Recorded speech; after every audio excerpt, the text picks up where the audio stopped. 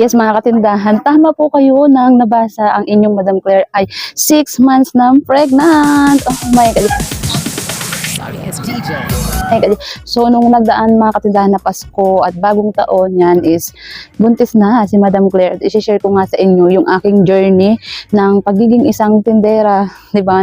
Syempre, ang first trimester kasi mga katindahan ng pagbubuntis is yan yung maselan para sa mga kababaihan. Pero hindi po yan ang naging hadlang para sa ating pagtitinda. Sa pamamagitan ng pag-iingat, di ba? At syempre pagsunod doon sa kung ano yung dapat natin gawin para maging safe yung ating pagbubuntis. O di ba? Nakakatuwa mga katindahan dahil meron ng blessing na paparating dito sa atin, di ba? I-share ko nga sa inyo yung daily routine ko pa rin dito sa tindahan while pregnant ang lola nyo. Ayan. So, ako pa rin yung nagdi-display dyan sa harapan natin. Kasi, gusto ko kasi mga katindahan na yung front natin is kaakit-akit pa rin sa mga customer natin. Ito mga katindahan, real talk ha. Hindi talaga sa araw-araw is may bibili. Halimbawa, yung mga dinidisplay ko ng mga walis na yan.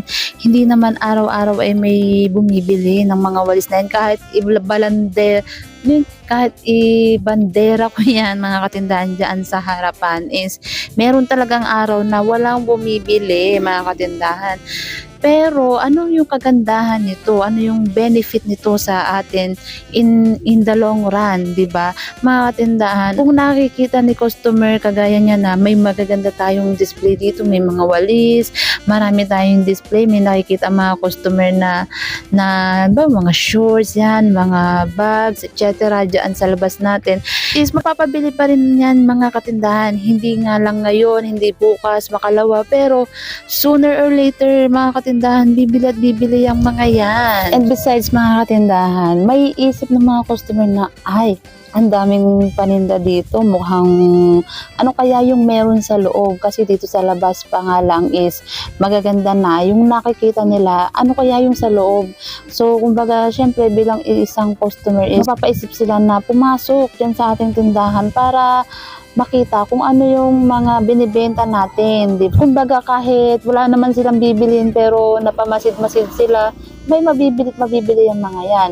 Or hindi man sila ngayon nga bibili pero may nakita sila, meron pala dito, meron palang ganito dito. Diba? Di syempre tatatak na yan sa isipan ng ating mga suki, ng ating mga customer or ng ating mga bagong customer. Ayan. At may isipan na, ay doon, baka doon meron yan. Diba? Tapos once na pumunta sila sa tindahan natin, tapos meron nga, mawiwili na yan dito sa ating tindahan. Kumbaga malaki yung chance na magkaroon tayo ng new possible clients, new possible customer, di ba? Lalo na ngayon mga katindahan, kakatapos lang ng Pasko, bagong taon, so back to reality na naman tayo, back to normal na naman na tagkiriwi na naman, mahina na naman ang bentahan, di ba? Pero hindi natin kailangan magpa-apekto doon sa panahon, di ba? Dahil ganun man kahina yung bentahan, pero kung yung mga needs naman ng ating customer is napoprovide natin, naku mga katindahan, trust me, bibenta at bibenta tayo.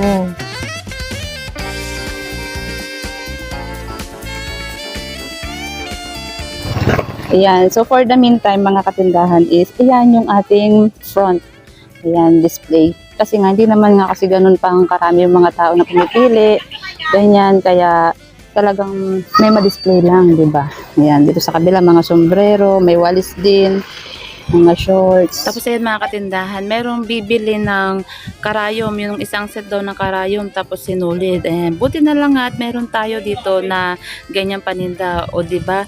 Nakakatuwa kapag napoprovide natin yung mga hinahanap ni customer. Tapos mga tindahan, magpapa-Gcash din siya, magka-cash out siya, kaya naman ayan, tuhog-tuhog na natin talaga yan.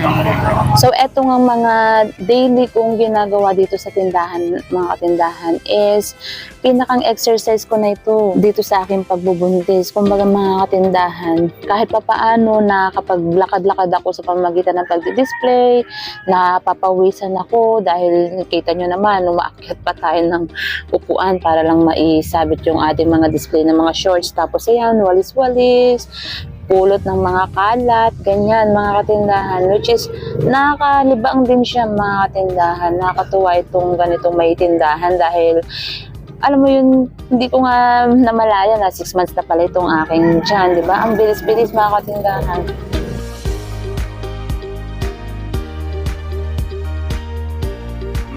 Sobrang naging busy talaga tayo mga katindahan nung nagdaang Pasko at Bagong Taon. Kaya naman, hindi kami talaga halos nakapag-upload ng mga video, ganyan. Pero kahit pa paano nakakapag-film naman. At ito nga yung mga isa sa mga activity na nagawa natin nung Pasko at Bagong Taon. Yung mga katindahan na isipin ninyo kahit buntis ang Madam Claire ninyo, hataw kung hataw talaga mga katindahan. Wala tayong pinalagpas na moment. Dahil syempre ito na yung pinaka-aantay natin, di ba? So, benta kung benta talaga mga katindahan. Syempre may kasamang pag-iingat. Buti na nga lang yung mister ko palaging nandiyan para nakaalalay sa akin sa paghahanap buhay. Napakaswerte talaga natin mga katindahan.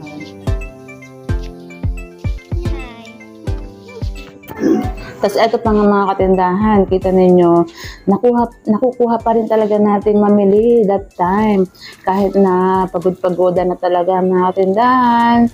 Tapos isabay pa yung mga pagpapacheck up natin sa ating OB-GYN, ganyan mga tindahan. So wala talagang makakatigil mga katindahan basta't gusto natin yung ginagawa natin. Ay hindi tayo basta-basta makakaramdam ng pagod. Di ba? Yan nga mga katindahan, yung mga nagiging routine natin dito sa ating tindahan habang tayo ay 6 months pregnant. Di ba? Ilan be? Ano pa? Sa inyo be?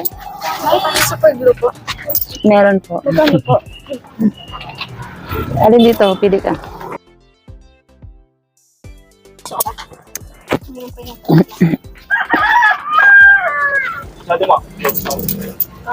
Tagal pa yun, de? Pa? Chop. Meron. 10 pesos? 10 pesos? At itong, ano na to tayo, yung ulay na tirang na kumukano po. Ulay natural. 25. Ayan, so. May clearing pepe. Clay? Meron. Magkano? 25. Pero marami. Single bar? Yung blue. May green. Ay, Kung gusto mo tag 50, yung marami ang kulay. 50 ito. Kulay. Yung isang kulay na Ano nga kulay? Itong green. Mga katindahan, dahil na-share ko na nga sa inyo itong aking pregnancy journey, ang 6 months pa lang naman, pero yun nga, maipapakita ko sa inyo yung hanggang sa mga anak, hanggang sa magkaroon na tayo ng baby na alagaan, di ba? Dahil hindi nga dyan matigil, hindi dyan mag-i-stop yung pangarap natin na makapagparami ng panin at makapag-provide sa araw-araw, di ba? Yan. Kaya mga katindahan, maraming salamat sa inyong blessing and support sa palaging panonood at pag-share din ng inyong mga experiences dyan sa inyong mga tindahan, di ba? Hanggang dito na lang muna mga katindahan itong ating video at maraming salamat sa inyong palaging panonood and happy selling!